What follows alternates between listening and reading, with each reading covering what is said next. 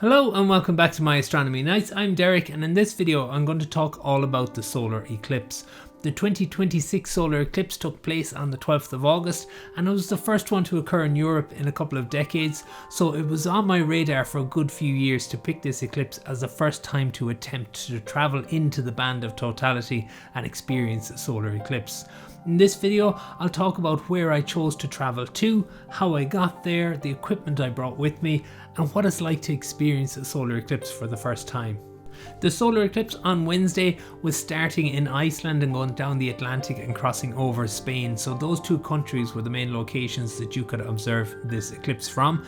So I decided to go with Spain because there was just more opportunities of the locations that you could pick and areas to fly into compared to Iceland, so it was going to be a bit more budget friendly.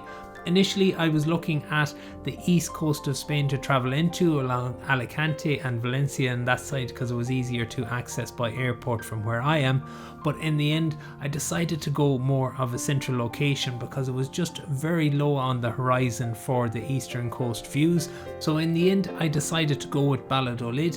I was checking some of those locations that were north of Madrid like Burgos and Leon and Palencia, but Valladolid has a really nice western half to the city. The city's all on the eastern half of a river, and then the western half has more of those open flat landscapes and park areas. So I was kind of sure that I was going to get a good location in one of the parks once I got over there, because there was some spots that you could even see on Google Maps had a nice clear western horizon. So initially I was going to stay in Valladolid, but the accommodation was quite expensive around the nights of the eclipse, so I decided I would stay in Madrid and use the train to get up and down to Valladolid for the eclipse. So the only criteria then for the hotel was to have it close by to the train station or close by to a metro stop, and then I'd have a quick journey back home late on that night. So I decided to go for a hotel on Calle Jose Abascal. And this was really handy because it was between two metro stops and it was only 2 stops away from Chamartin train station where I was getting the train up to Valladolid. But when I got there, there was 2 stops closed and those 2 stops were the ones in between, so I did have to take a much longer route to get back home that night and to get to the train station. But other than that, everything else went quite smoothly. There was a little bit of a delay getting home on the train, but everything else went as well as I could have wished. I travelled on the high-speed rail from Madrid to the north to Valladolid. It only took about just over an hour and a quarter to get there by train, so I had plenty of time to walk around getting that midday train to find that location that I needed. So I made it to Valladolid. The eclipse is in about 4 hours, so I'm just heading over to Parque Sol and I'll be able to view the eclipse from there. Hopefully there'll be a good clear horizon, but there is a viewing party on there, so I assume it'll be the best place to go. I tried one park. It seemed a little bit out of the way. By the time I was maybe halfway there, I decided I was going to pick a different location because it was just a bit too far out, because I needed to get back for my train that night after the eclipse, so I didn't want to be too far away trying to walk back. So I decided on a more central park to observe from. This location was really good. I wasn't fully sure on the location when I got there as to exactly where I needed to go, but I was able to run into plenty of astronomers that were also there for the same occasion, and as you got closer to the site you started to see more and more of that beautiful western horizon open up, and the weather stayed beautifully clear for the few days around it, so there was no issue with hazy cloud and it was just like perfectly clear down to the horizon.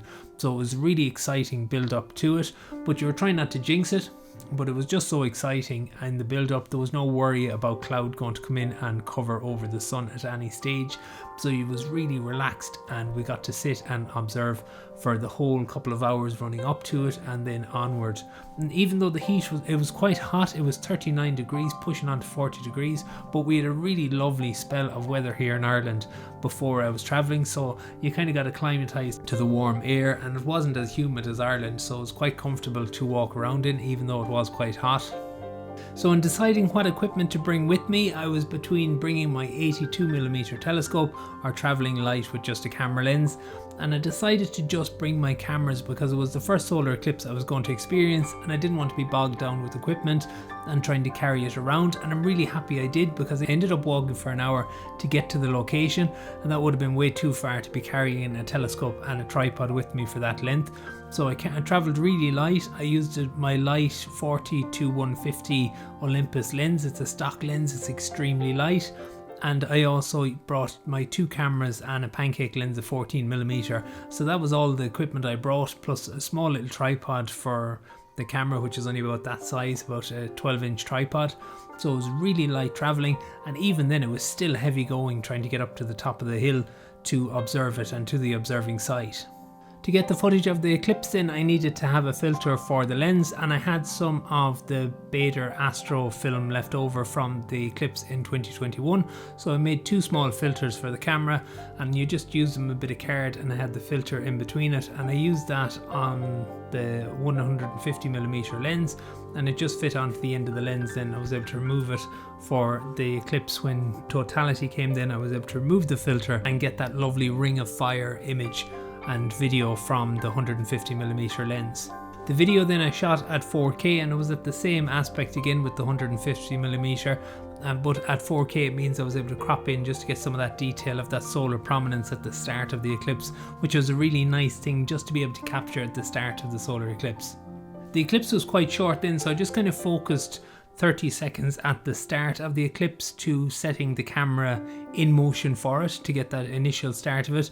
And then I just sat and watched it for kind of the central minute, took a couple of photos without checking the settings just while I was watching it, and then I filmed the last 30 seconds then to get that lovely diamond ring effect at the end as the moon moved away from the sun.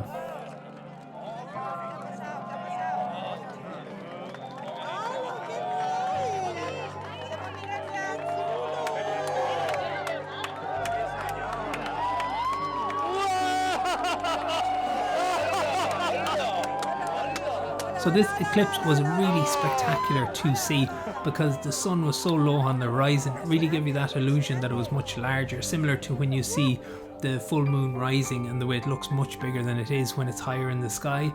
And it was just sitting over the crest of the hill and those trees, and it looked extremely large to the naked eye. I had my 2x binoculars with me.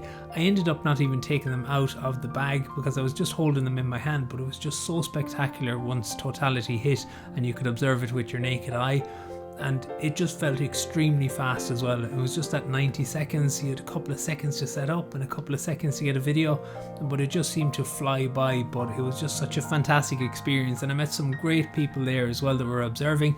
And literally the first thing everybody was saying afterwards was, when is the next eclipse in Morocco or the southern Spain, and how much is it going to be? And people were googling prices. So it was really funny that's the takeaway everyone had, was just, when do you get to the next one? So if you are undecided about traveling for the next solar eclipse, I'd really advise going over if you can make it, because it's a wonderful experience and it's very hard to capture it in an image or in a video. It's just one of those really fantastic things that you can observe in astronomy. If you do have the opportunity, you won't regret taking that chance at observing a solar eclipse. Thanks so much for watching, and until next time, clear skies.